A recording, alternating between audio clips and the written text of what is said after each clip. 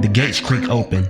Rusted roller coasters loom like skeletons. Cotton candy machines long gone cold. Slow, relentless walkers, just like the ones from The Walking Dead, are somewhere in the midway hiding behind the rides. You and your group step inside the amusement park.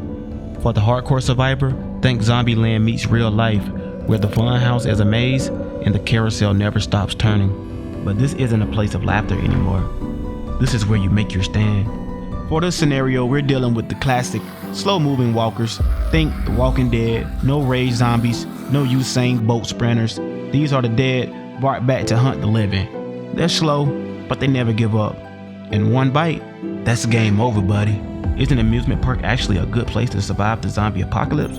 Or are you walking into a death trap disguised as nostalgia? Let's find out here on the Zombie Survival Archive.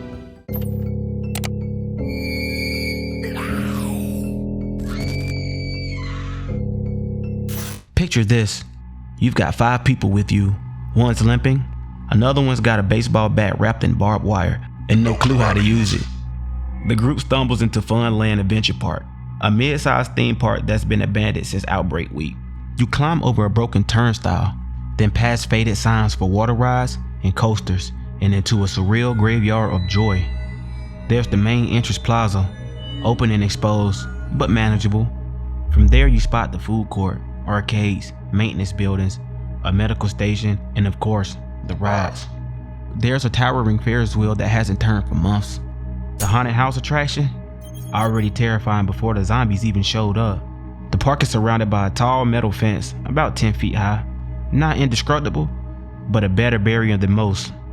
Inside, you find a maintenance map in the ticket booth. Jackpot. It shows utility tunnels, ride control stations, storage units, and security shacks. You set up base in an employee break room. It has solid walls and a back exit, also a water dispenser with semi-stale water. Good enough. You barricade doors using steel chairs, drag vending machines for extra weight, and take shifts watching the CCTV monitor that somehow still function off backup solar batteries. Good for you. You've got canned nacho cheese, powdered lemonade, and a churro stand with rats living in it. The bathrooms? Not ideal, but you rig some tarps for privacy. The arcade across the plaza has couches. The haunted house has a backup generator. And the souvenir shop? Surprisingly rich in blunt weapons. Everything's weirdly promising. But before we break down the pros and cons, let's talk about what survival really needs. Water, food, and shelter/defense. The 3 pillars that'll keep you alive when the world goes to hell. Let's start with water. There might be fountains or maintenance rooms with old plumbing, but don't count on it. Best bet is sealed bottles from concession stands, if they haven't already been looted or spoiled. Hydration here? Limited and short term. Food? Theme parks run on junk food. You'll find chips, candy, frozen pretzels.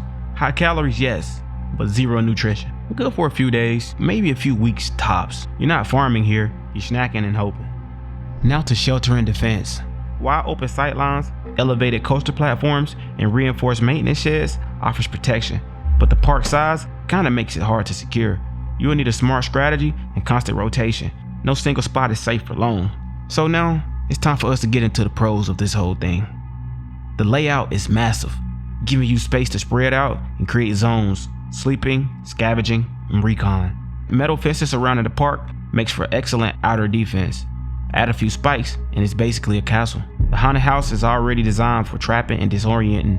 Just add zombies and flip the strip. The maintenance tunnels gives you sneaky escape routes or stash zones. The security station comes with backup batteries and analog monitors. You get eyes across the park. Funhouse mirrors, instant stealth cover. Weird advantage, but somehow it works. Tons of food stalls means likely leftover snacks. Deep frozen corn dogs have a suspiciously long shelf life. Nasty. But beggars can't be choosers, can they? There are first aid kits in the infirmary and in the ride operator booths.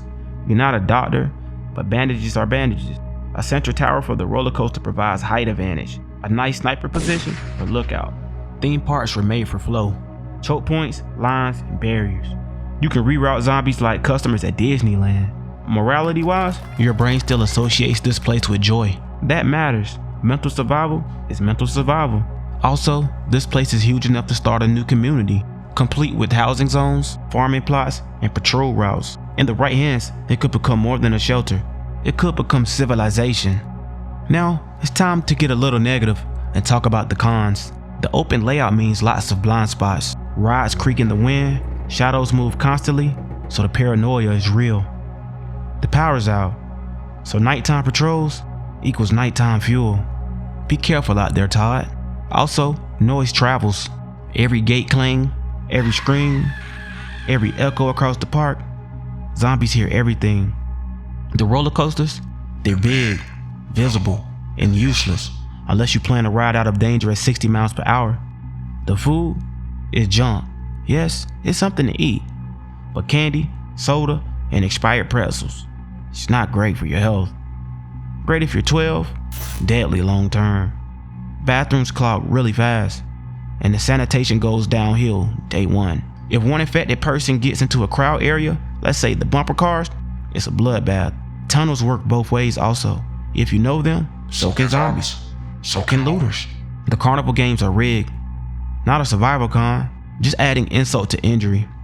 And spiritually, there's something disturbing about having to defend your life next to a guy in a giant hot dog mascot suit. Tell Barney to get out the suit, man. And lastly, there could already be zombies or looters or people that already claimed the park. They could be hostile, so are you ready for a fight? And don't forget about the animals from petting zoos. They could be loose too. So I know you're wondering how this can collapse, so I'll tell you. It happens around week 2. A horde follows another group that tried to take shelter in the water park section. You hear them coming, maybe 60 deep, pushing through broken gates like flood water. You try to use the Ferris wheel area as a funnel, but the group splits. Someone makes it to the haunted house, others run for the arcade. Screams, metal terror. You watch your friend get surrounded by the old cotton candy stand. You grab your emergency bag and make it to the roller coaster platform. High ground. You use a flare gun you found in the security office to signal anyone left. 2 of your group climb up, panting and bleeding. You hear the gates give out. The amusement park isn't so fun anymore. It's just another graveyard with good lighting. So my final verdict, all things considered, an amusement park gives you early hope, high fences, useful structures, weird morale boosts, but long term, you're fighting blind. It's too big, it's too loud, it's too many unknowns. You can survive here, but only if you're smart, quiet, and lucky. Once the rides stop being fun, they start becoming dangerous. For short-term survival up to 30 days, I'd give it a solid 5. But for long-term, I'd give it a 3. Good short-term refuge, bad long-term home. Do you think you'd survive the zombie apocalypse inside of an amusement park? Or will you be the one stuck in the spinning teacups when the horde comes rolling through? Comment your survival plan below. Hit that like button if you take the haunted house over the food court though. I'm picking the food. And subscribe for more episodes from the Zombie Survival Archive, your one-stop survival guide when the world ends. Thank you for watching our videos.